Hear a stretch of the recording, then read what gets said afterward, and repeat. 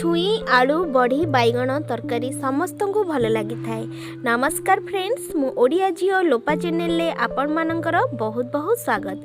आज चलंतु आम Odia traditional recipe छुई आलू बड़ी बैगण तरकारी तैयारी करबा। ता पई बैगण आलू आ छुई को मु भल भाव में काटिकी ताकू धोईकी एठी रखीची। आउ एही रेसिपी आम ओडिशार घरे घरे समस्तंकर प्रिय थाए।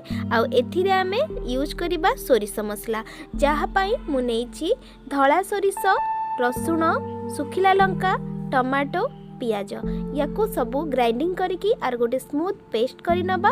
आ कढ़ई को गरम करिकी प्रथमे एथिरे आमे बड़ी की भाजीबा।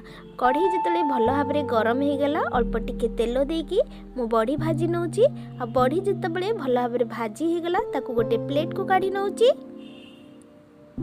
आ से सेम कढ़ई रे जो तेल बळीची से तेल रे एबे आलू को पकई नउची। आलू संगरे बैगण को मध्य एटी पकई नउची। छुई के मध्य एटी मु पकई नउची। जेबे भी हमें बैगण को कढ़ई रे पकेबा गैस फ्लेम हमर मीडियम किबा हाई रहितबा दरकार, नले बैगण हमर टिके खराब हो जाए। एबे ए सब को भल भाव में गोळेई नउची। स्वाद अनुसार लूण आ हलदी एटी ऐड कर नउची। एबे हमें गैस फ्लेम को मीडियम रखिबा। और ए सब को भल भाव में गोळेकी टिके भाजी नबा। भाजिला बेले आमे मझिरे मझिरे गोळौथबा 2 मिनिट पई भाजिबा। मझिरे मझिरे न गोळेले यहा तळाडू लागि जिवो।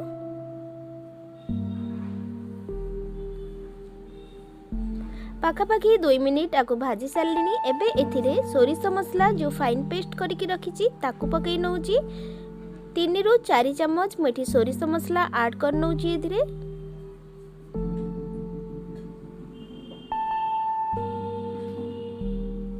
सोरिष मसला पकेकी आको भल भाव में मिक्स करिकी टिके सम पाई मसला को भले की कसी नबा।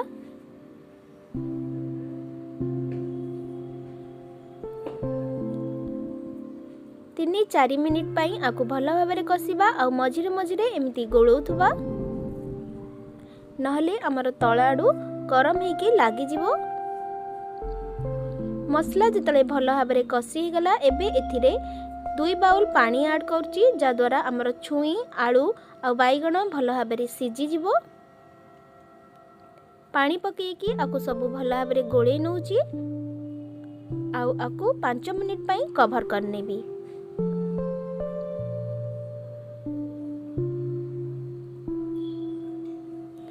पांच मिनिट पर चेक करिबा। देखंतु पानी केमती फुटिबा को लागिची।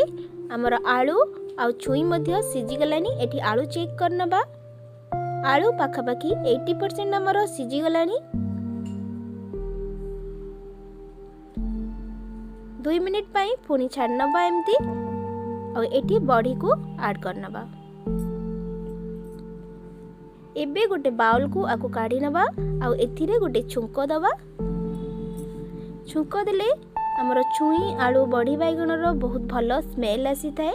सेति पई कढ़ई गरम कला परे सेदरे अल्प टिके तेल देली आ फुटण देली।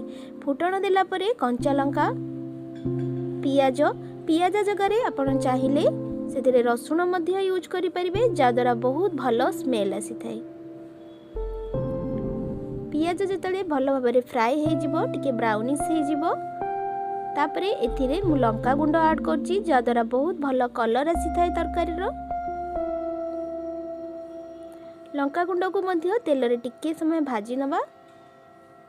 अधिक भाजिले यह कला हे जिवो, सेति पई अल्प टिके भाजी की एथिरे मु एबे धनिया पत्र ऐड करची।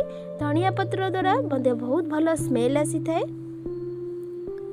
धनिया पत्र पकेला परे सांगे सांग आमे तरकारी को पकेबा आ ताकू 1 मिनिट पाई कवर करनबा, जा द्वारा एही स्मेल टी तरकारी रे आसीबो। कवर करनेले